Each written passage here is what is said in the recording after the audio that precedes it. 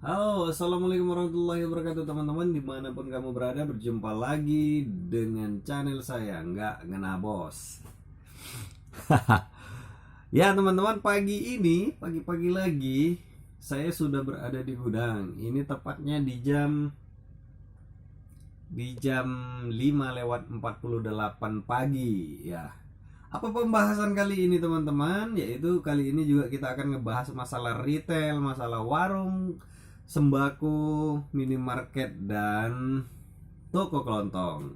Nah, apa yang kita bahas hari ini yaitu masalah cara menghadapi pelanggan yang suka ngutang ya, atau cara menghadapi atau cara menghindari hutang di toko sembako milik teman-teman atau di minimarket atau di warung. Nah, buat teman-teman sendiri tahu hutang itu sangat-sangat berbahaya. Karena apa? Kalau teman-teman ngambil untung tipis, dihutangin pula, maka jika keseringan, maka usaha teman-teman akan drop, drop, drop, drop, dan bangkrut. Ya, kalaupun tidak bangkrut, teman-teman harus banyak mensupport dana atau menginvestkan dana terus, dana terus, dan untuk dihutangin terus. Nah, pertanyaannya, apakah hutang itu produktif apa tidak? Apakah hutang itu boleh apa tidak di toko atau warung teman-teman? Jawabannya boleh dan jawabannya tidak. Nah, ketika jawabannya bolehkah seseorang atau bolehkah pelanggan kita bond atau hutang di toko, minimarket, atau warung sembako kita, yaitu jika hutang itu bisa dikontrol. Contohnya begini, mungkin pelanggan yang hutang tadi bayarnya misalnya rutin 2 hari sekali, nggak masalah teman-teman, tapi harus rutin ya. Jangan ada sendat-sendat nanti yang sekali utang 2 hari sekali, nanti 2 minggu sekali, nanti jadi 2 bulan sekali bayarnya. Itu berbahaya.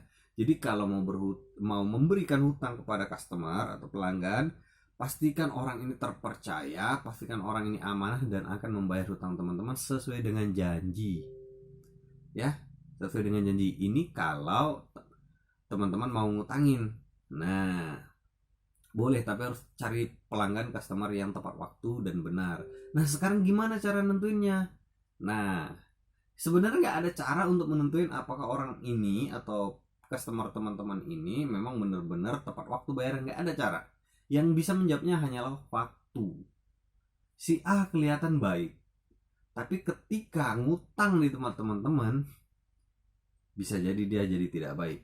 Bisa jadi nanti ngutangnya di tempat teman-teman, ngebonnya di tempat teman-teman, bayar cashnya, beli cashnya di toko lain atau minimarket lain. Nah, oke, jadi bisa boleh ya, bisa dibolehin orang ngutang, tapi harus cari pelanggan yang benar-benar bisa dipercaya dan disiplin bayarnya. Nah, jika tidak, teman-teman ngerasa ragu dan tidak menemukan orang tersebut, maka sebaiknya hindari hutang dan katakan tidak untuk orang yang mau berutang di tempat teman-teman. Tapi tentunya dengan cara-cara yang baik, dengan cara-cara yang sopan, yang tidak menyakiti hati customer. Nah, tuh hutang ya. Coba teman-teman bayangin. Ini contoh saja.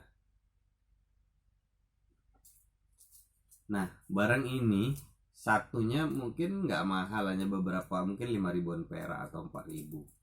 Nah, tapi kalau dihutangin, maka teman-teman nggak balik modal kan. Ini kan paling untungnya berapa lah. Nah, kalau ini sudah dihutangin, maka habislah teman-teman. Kalau apalagi yang tukang utangnya degil, bandel ya, nggak mau bayar, ini bahaya teman-teman. Contoh. Nah, kedua, hutang itu tidak boleh diberikan jika teman-teman ngerasa ini pelanggan tidak baik atau tidak punya iktikat untuk membayar. Nah, tapi sebaiknya teman-teman pada waktu buka toko, sembako, warung atau minimarket, pastikan dulu dari awal teman-teman ini mau melayani hutang atau tidak. Ini yang perlu teman-teman pastikan. Jika teman-teman mau melayani hutang, maka konsekuensinya teman-teman harus bisa nagih. Apapun caranya, yang penting baik, teman-teman harus bisa nagih. Ingat itu ya. Kalau teman-teman sudah memutuskan untuk toko teman-teman, warung teman-teman, sembako teman-teman itu untuk bisa diutangin, maka dari awal teman-teman harus pastikan teman-teman bisa nagih. Karena kalau tidak bisa nagih itu jadi masalah. Dan kebanyakan toko itu tutup karena ada utang yang banyak, karena tidak bisa menagih hutang tersebut. Nah, begitu. Ngeri kan? Bisa bangkrut loh. Nah, berikutnya, jikalau teman-teman tidak punya skill untuk menagih hutang, tidak punya kemampuan untuk menagih hutang, merasa malu, merasa kasihan, dan macam-macam kepada si pengutang tersebut, maka lebih baik katakan tidak dari awal untuk hutang. Artinya dari awal toko teman-teman buka dinyatakan tidak terima hutang. Artinya teman-teman juga tidak boleh pilih-pilih kepada siapapun orang yang datang mau berhutang. Teman-teman harus bilang tidak. Katakan tidak. No, no, no. Say no untuk hutang. Tidak untuk hutang. Supaya orang-orang pada tahu, oh ini memang tempat toko warung tidak boleh hutang. Karena kalau satu orang saja teman-teman kasih utangan, maka yang lain pada ngikut, pada nyerbu. Nggak percaya, cobain deh kalau nggak percaya. Nah, itu ya. Jadi dari awalnya harus konsisten, mau nerima utang atau tidak. Nah, kalau tidak ya katakan tidak.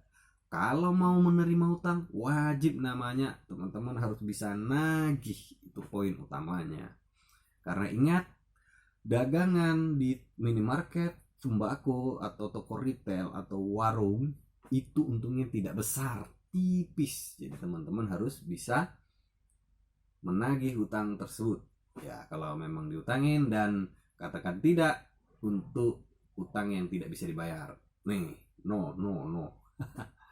Oke teman-teman, kalau teman-teman warung teman-teman hari ini banyak yang ngutang, coba komen di kolom komentar. Saya mau lihat seberapa banyak sih orang yang ngutang di warung teman-teman, di sembako teman-teman, atau di minimarket teman-teman. Nah, yang berikutnya, cara menghadapi orang yang mau berhutang adalah yang tadi, yang pertama ya, pastikan dulu teman-teman mau buka warung atau toko atau usaha teman-teman ini mau diutangin apa enggak. Kedua, harus bisa nagih, ya kan. Nah, kalau memang tidak mau ada orang yang berhutang, katakan tidak dari awal untuk ke semua orang secara merata. Jadi kalau ada orang datang, misi pak bisa utang dulu, nggak boleh. Tapi misalnya ada gini kasus, pelanggan udah bawa nih barang-barang banyak di depan kasir, ternyata dibilang boleh nggak utang dulu. Nah, ini dia nih, teman-teman harus bisa bilang, mohon maaf bapak ibu, kami tidak menerima utangan. Mohon maaf, modal kami mungkin terbatas.